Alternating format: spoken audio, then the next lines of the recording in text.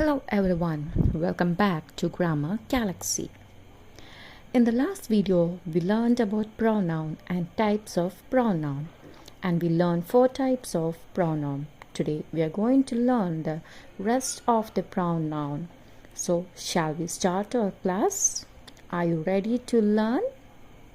The next type is indefinite pronoun.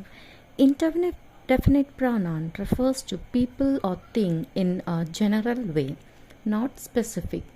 ഒരു general വേയിൽ ആളുകളെയോ വസ്തുവിനെ സൂചിപ്പിക്കുന്നതാണ് ഇൻഡെഫിനിറ്റ് പ്രോണൗൺ എന്ന് പറയുന്നത്.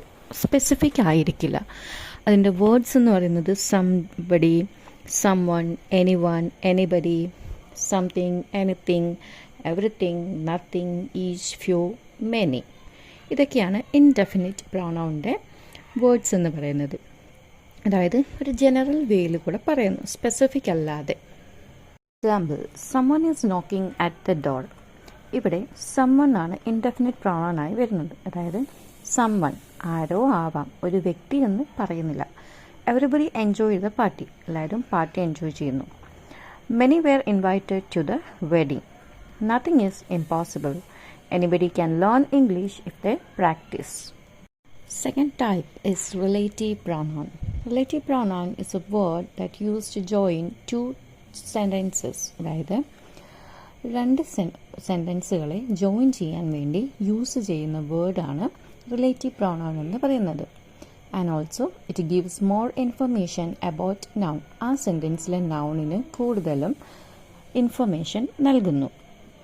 Example, who, whom, whose, which, that. Examples, the girl who won the prize is my friend. ഈ ഒരു sentence നോക്കുക. ഇവിടെ രണ്ട് സെൻറ്റൻസുകളെ ഹൂ എന്ന റിലേറ്റീവ് പ്രോണൗൺ വെച്ച് ജോയിൻ ചെയ്തിരിക്കുകയാണ്. ആദ്യത്തെ സെൻറ്റൻസ് എന്ന് പറയുന്നത് the girl won the price.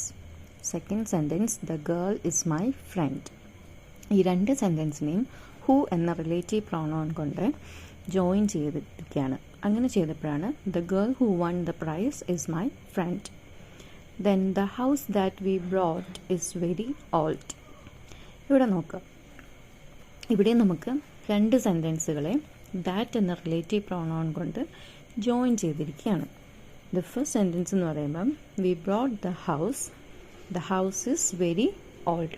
ഇപ്പോൾ രണ്ട് സെൻറ്റൻസുകളെ നമ്മൾ റിലേറ്റീവ് പ്രോണൗണായ ദാറ്റ് കൊണ്ട് ജോയിൻ ചെയ്തിരിക്കുകയാണ്. അതിനെയാണ് നമ്മൾ റിലേറ്റീവ് പ്രോണൗൺ എന്ന് പറയുന്നത്. Reflexive pronoun is used when the subject and object are the same person. ഒരു സെൻറ്റൻസിൽ സബ്ജക്റ്റും ഒബ്ജക്റ്റും ഒരു വ്യക്തി തന്നെയാണെങ്കിലാണ് നമ്മൾ റിഫ്ലെക്സീവ് പ്രോണൗൺ യൂസ് ചെയ്യുന്നത്. വേർഡ്സ് എന്ന് പറയുമ്പോൾ myself, ourself, himself, herself, yourself, itself. ഇതാണ് റിഫ്ലെക്സീവ് പ്രോണൗണിൻ്റെ വേർഡ്സ് എന്ന് പറയുന്നത്. He blamed himself for the mistake. ഇവിടുത്തെ സബ്ജക്റ്റ് എന്ന് പറയുന്നത് ഹി ആണ്, ഒബ്ജക്റ്റ് എന്ന് പറയുന്നത് ഹിംസെൽഫാണ്. അതായത് the action blamed is done by he and it falls on himself. Blamed എന്ന് പറഞ്ഞ ആക്ഷൻ ചെയ്തതും ഹി എന്ന് പറഞ്ഞ സബ്ജക്റ്റാണ്. അത് ആരിലേക്ക് തന്നെയാണ് ചെന്ന് വീണത്? ഹിംസെൽഫിലേക്ക് തന്നെയാണ് ചെന്ന് വീണത്.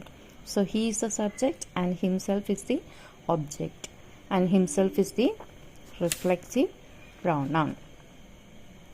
The last type of pronoun is distributive pronoun. Distributive pronoun talks about individuals in a group, one by one, not as a whole. അതായത് ഒരു ഗ്രൂപ്പിലെ ഓരോ വ്യക്തികളെ പറ്റി സംസാരിക്കുന്നതിനാണ് ഡിസ്ട്രിബ്യൂട്ടീവ് പ്രോണൗൺ എന്ന് പറയുന്നത്. വേർഡ്സ് എന്ന് പറയുമ്പോഴത്തേക്ക് ഈച്ച്, നൈദർ, ഈദർ. ഇതിൻ്റെ എക്സാമ്പിൾ നോക്കുകയാണെന്നുണ്ടെങ്കിൽ each of the students got a prize. അതായത് ഓരോ സ്റ്റുഡൻസിനും പ്രൈസ് കിട്ടിയിട്ടുണ്ട്. അതായത് എല്ലാവർക്കും കൂടെ കിട്ടിയെന്നല്ല പറയുന്നത്, ഓരോ സ്റ്റുഡൻസിനും പ്രൈസ് കിട്ടിയെന്നുള്ളതാണ്. You can take either of the two books. Neither of the answer is correct.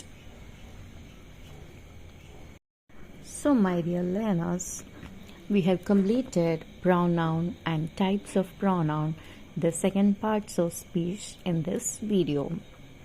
So kindly go through all the videos and learn the parts of speech well. Keep learning, keep shining. we can grow with Grammar Galaxy together. Bye all. Thank you.